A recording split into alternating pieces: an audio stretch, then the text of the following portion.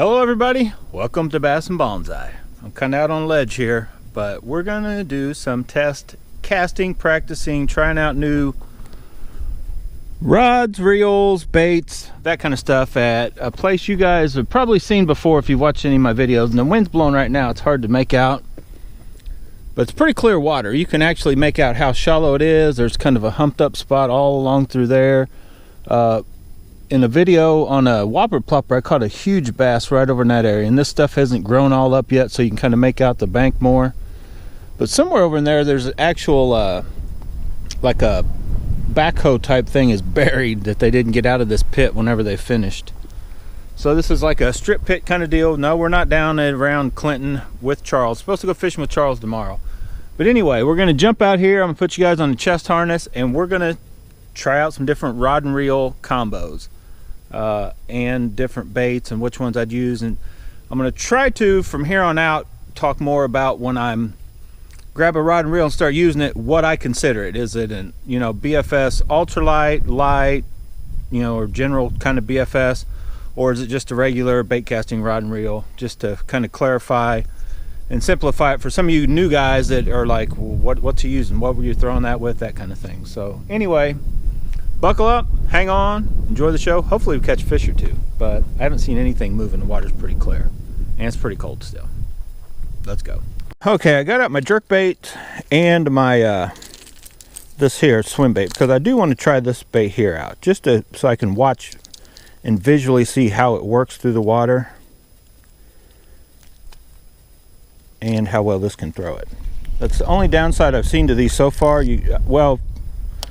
Glide baits in general, I feel you need to see, and I was just watching a video where Mike Iaconelli was talking about that. You kind of, when it comes to glide baits, I feel anyway, you need to see what it's doing. And that wind's changed directions more now, but it's blowing harder.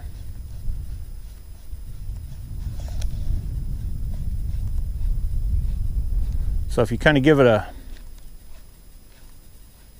jerk, I feel it worked better in that day. I was really on them with this bait. I feel I was definitely working it, making it, swim like this instead of just a steady retrieve.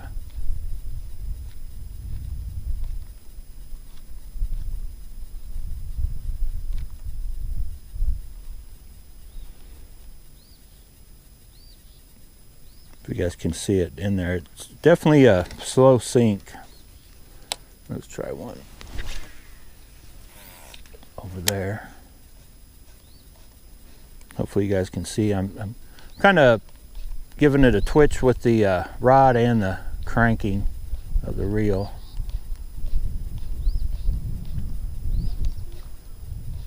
Just kind of reel it along, and then give it a, let it pause going off to one side or the other, then kind of give it a quick twitch back.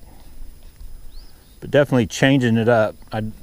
I don't really ever like to have a bait just come back, in a methodical, rhythmic type. I want it to be erratic action the whole way if possible. Sometimes it makes no difference. Other times it's that little bit of difference that could matter. But I don't think we're gonna get anything on top water. So let's jump. Let's go to an actual jerk bait. All right, I'm gonna start with the Megabass because it is the most realistic as far as, and for the water clarity and the light and all that we have. But then I'm also going to go with another one, and we'll try to see the difference in how they're moving. If they're equal, one's way better than the other, or what.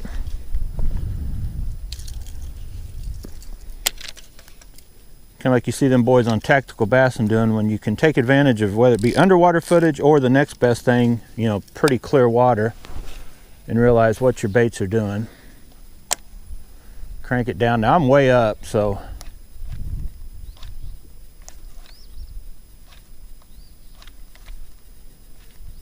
I think I got a fish. I was gonna say, I think one's following it. I saw that. I don't know if you guys picked it up, but first cast on the jerk bait, and it is game on, game over. We have caught a fish for the day. Didn't get skunked. And that's how powerful that thing is. Cannot resist that jerk bait, right? All right, there he is. Not very big. I'm gonna try to show you guys. It's kind of a long drop for him, but Splashed down in the water, swimming off. Now I have not seen anything moving, but I threw that intentionally right on the edge of that, and so right in there, they're liable to be more fish.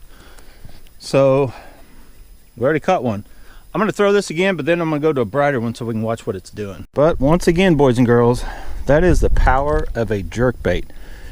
When it's like, now's the perfect time. Once that water warms up, and if it gets any stain to it, I typically go away from them. But man, cold, clear water is like a jerkbait heaven for me. And I saw that fish. I saw him come up and start following the bait. I actually lost track of the bait, but I saw something get up behind it, like where I thought it was.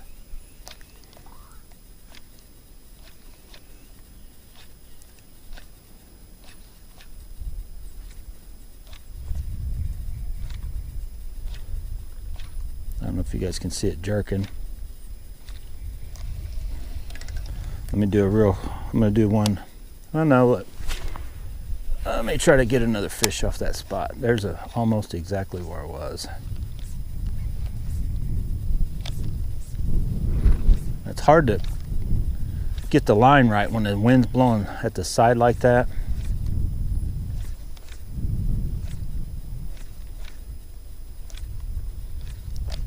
When it comes into range where you guys can see it.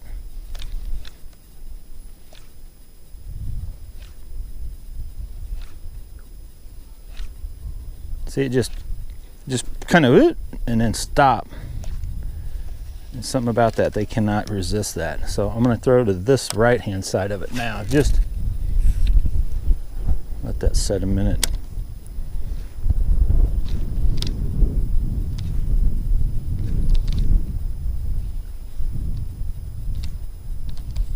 And you want to jerk, I mean, I really don't change my jerks on. Got one. Got another one. They're little, but man, they're on it. I don't really change how hard I jerk on the water temps. I do change how, I try to change how long I pause in between. And I know that I'm a guy that does not wait long enough. I'm impatient. I do not, oh, he's gonna hook me. I know I do not wait long enough. I should let it pause longer in between. That's just a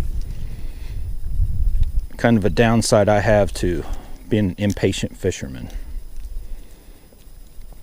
I know you guys probably seen me catch a lot of bass on a worm with a shaky head, but when I slow down, which I love fishing a shaky head, but when I'm slowing down like that, it's because I've exhausted usually my other options. I like to cast it out there and start some kind of cranking, or, you know, chatterbaits, square bills. Jerkbaits wear you out, but when they're on, I like a jerkbait. I'm still not the best at it, because I'll be honest, I do not fish a jerkbait a ton because I feel there's just not the times. You know, there's a jerkbait's not an everyday bait. It isn't. Now you got to watch around wood. Oh boy, get up off that wood. So I'm going to switch to something else. I know I've caught 2 fish already on this, but I'm going to switch to a brighter one so we can watch what it does. Let's just see if I can cast this guy way out there. Nope, backlashed.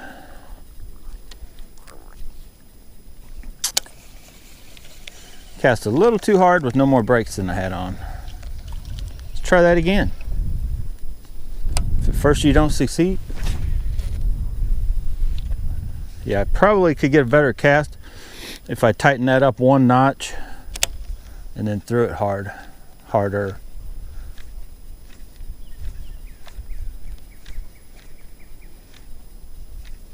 Got another one. But we're catching fish the old-fashioned way, right? And I forgot to mention that this is, I called it a medium, but yeah, what I'm using right here, this is by far, this is not anything BFS. This wouldn't even be considered power BFS. Technically the rod says finesse on it, but that's old school. And yeah, so caught one on a different bait. Do I need a pic of that? No. So that is definitely a knockoff. That is not a Megabass bait, but you guessed it, it works. I think these are coming from Rogers Sporting Goods, and I'll have to get the name of them, but Very good little baits. Let's switch to something else, see if we can catch fish on other stuff, right? We all know we love the SV boost and all that, but let's switch. Okay, I'm actually going to leave this bait rigged right up on that, and we're going to switch to a whole different rod. I got a lot of other rod and reels that I want to try. So, not in really any particular order, just because I really like this setup, I'm going to throw this. But I'm going to throw you guys a little monkey wrench here in the mix. I'm going to just see, because you guys know me, I like a very versatile rod and reel combo, right? Well, might as well see if it'll throw a jerkbait, right? Probably not any kind of distance, but I think it'll cast it. I don't think it'll snap the rod or anything, but I'm going to cast it lightly. But let's just go back where we were. So yeah, it does just fine casting. Jerking is probably a whole nother world, but I just want to throw it one time. How do you know until you've done it at least once, right? So I can tell you now that yeah, the tip way too soft to get a good jerk, but we did it. So in a pinch, could you use a jerkbait? Possibly. But let's go put that guy back and see if maybe, no, yeah. Come on. What did I do with it? I'm going to say somewhere in here I have this baby. Now this is a little smaller version. Doesn't take quite as much of a jerk to make it jerk, right? So let's just try it. Definitely a smaller bait. Still the same basic thing, jerk bait. Way smaller than what we just were throwing. So I'm just going to try it. This is still probably too soft to tip. I'll be honest, probably still, maybe. But we'll get it out there. Nope, caught a fish with it anyway. First cast. First cast. We are on them today, boys and girls. Get up here. Oh, do not come unhooked. Oh, get back. I need a pick. I need a pick. Oh, had that back hook. See how quick that was? If you remember right, I've cast there several times with the bigger jerk bait. Sometimes that's why I love BFS. Sometimes that smaller bait is just what they want, especially when you're catching little guys like this. All right, getting giant, aren't they? Jerkbait bite is on, so I'm actually going to change of plans. As that little dude darted off, went right over there. We're going to grab the little bitty jerkbaits and just try them out here since we can see, and the jerkbait bite is working, and we'll probably throw them maybe with that rod, maybe with another rod. So let's go. I forgot to mention, this is a light setup. So I'm going to leave this light setup just the way it is right here, and I'm going to make up one more real quick. So that would be your general all-around BFS, light BFS setup. Awesome. I love this Corrado BFS XG, and that is the Lure Star streamer. I just like the whole everything about how that's built. Feel of it, I'm guessing that's imitation cork, but it feels good, looks good, and I like the way it just gives you confidence when you're casting it, like it's not going to slide out of your hands. It's got a good setup to it. So I'm going to leave that just like it is, though, just like we did the Zillion. And I'm going to actually get a few others into the mix. But the one right now, I want to go with this guy because I just love this combo right now. I know, I got a lot of times this is my favorite, but my ultralight favorite right now is definitely this rod and reel combo. So might as well track down a little bitty BFS size jerkbait, right? Let's go. Okay, these guys are pretty little, so I'm going with my ultralight. This is definitely what I would consider an ultralight rod and reel combo. If you guys don't know about that, the Alpha's Airstream Custom, that is the Kyurem Rainy Stream AliExpress rod, which is a very nice, it's an expensive rod, but it's very nice. But I'm going to try these two, are probably my favorite of these real little bitty jerk baits I just picked up a while back. So they will not commit to these smaller ones, but I don't know if they're going deep enough. All right, hang on, time out. Let's just try it then. Let's go with this little dude. Now that is a very little, that's the smallest, I think it's 16th ounce, the little Flashback. The other one was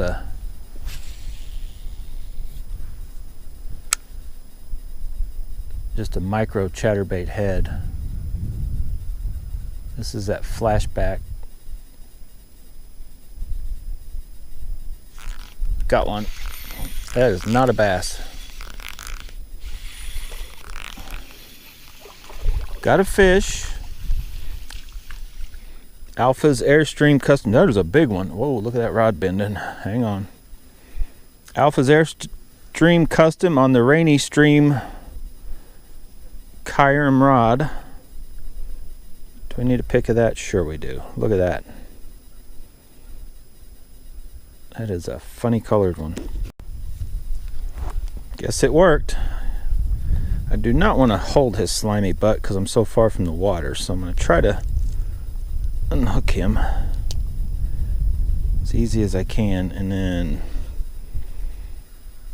pitch him back in the water. Did he destroy our bait? Look at that. That's, I still do not understand why Zman sells this bait. They make Elastec, right? And they sell this bait with these funky plastic that, look, one fish literally, that's gonna might catch one more fish, but it might be done, that plastic. So why they didn't make that with an Elastec trailer? Now you got a get that blade just barely. Oh, I had another hit.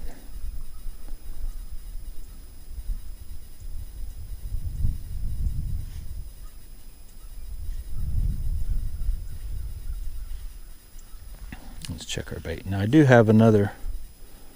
Yeah, I don't like that. I already think that dude is toast. Let's just switch while we can. Where did I put that other one in? I got one already rigged up on a silver. There we go. So let's try this. Basically same deal. This should let it just float around a little more.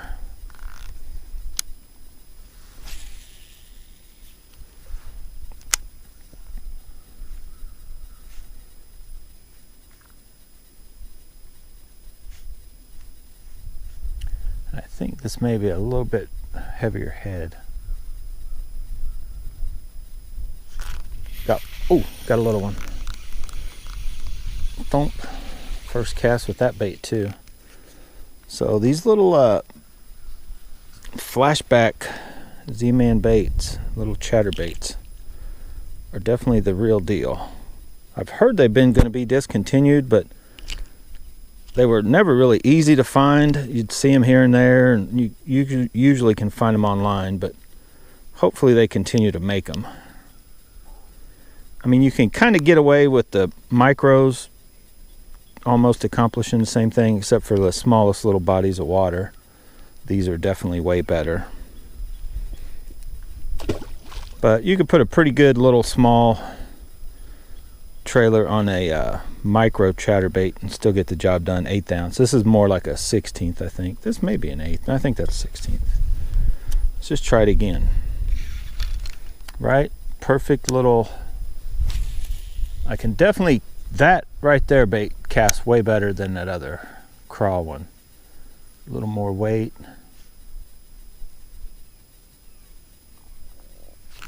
I felt one peck it. Got another one. Definitely gets bit more in this water anyway.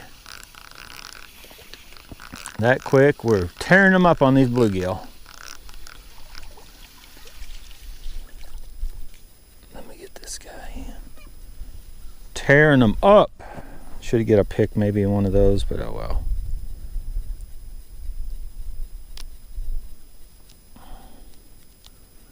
Look at that dude. Choom.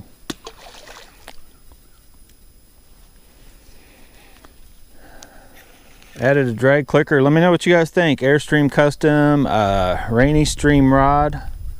Match made in heaven, right? Oh, I'm gonna fix that trailer. Trails. Come on, get on that little bait. I'd like to see a big one. There are like 5-pounders in here. I'm not saying we'll get one today, but oh, I can feel. Got that one. Got that one. That bait had been hit about 3 or 4 times before I caught that fish. And that's a typical bluegill thing. They'll come in, they'll start doing that pecking stuff. That's exactly what, and I don't even think this is the same fish that was doing it all the time, but that's what they were doing. So evidently we've kind of maybe spooked a bass out of that general area, or they're just not hitting right at the moment, or this bait. Oh, didn't mean to flop him that hard, but anyway, he'll live. He'll live to get on another BFS rod another day. Let's go to something else. That was pretty good. One of the best working baits so far for bluegill anyway.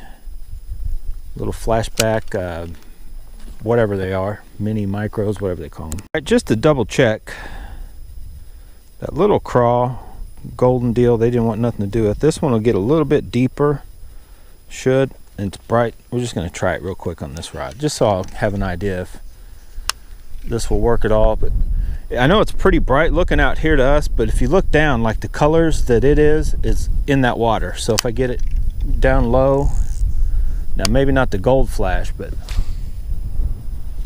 it may be something they'll eat. Let's try it just to see.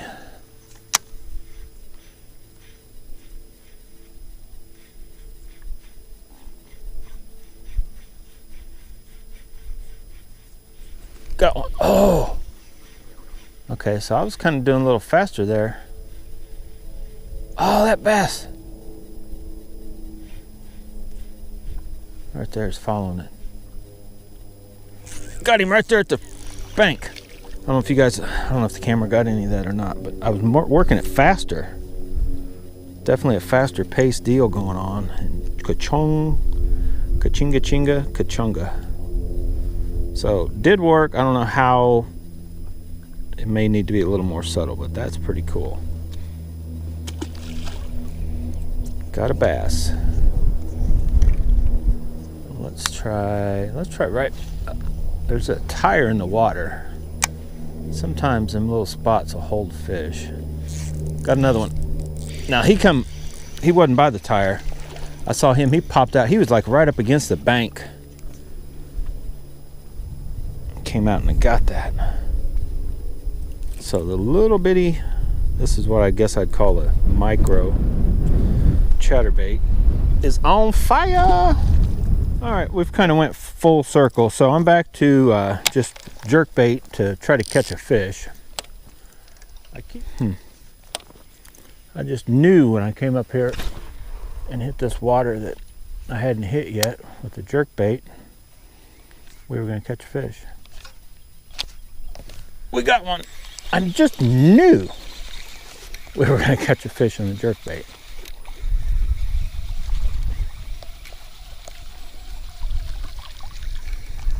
He's barely hooked, but he's hooked.